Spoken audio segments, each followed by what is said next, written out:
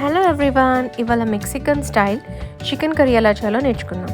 First ఒక బౌల్లో స్ట్రిప్స్గా కట్ చేసుకున్న chicken, oil, salt, black pepper, cayenne pepper, ఇంకా ఆల్ పర్పస్ సీజనింగ్ వేసుకుందాం. దాంతోపాటు ఒక హాఫ్ లెమన్ స్లైస్ని మనం స్క్వీజ్ చేసి పెట్టుకుందాం. దీని అంతా కలిపేసి ఒక 2 to 5 minutes పక్కన పెట్టుకొని మనం మ్యారినేట్ చేద్దాం. దీనికి పెద్దగా మ్యారినేషన్ అవసరం లేదు. అండ్ ఈ మసాలాలే మనం తర్వాత కూడా యూస్ చేస్తాం, కొత్తగా ఇందులో ఏం వెయ్యమన్నమాట. అండ్ ఇప్పుడు ఒక ప్యాన్లో కొంచెం ఆయిల్ వేసి ఈ సీడ్స్ నేను వీటి కింద మెన్షన్ చేస్తాను. మనం ఎలా టర్మరిక్ అయితే యూజ్ చేస్తామో వీళ్ళు ఈ సీడ్స్ యూజ్ చేస్తారు ఆ రెడ్ కలర్ కోసం.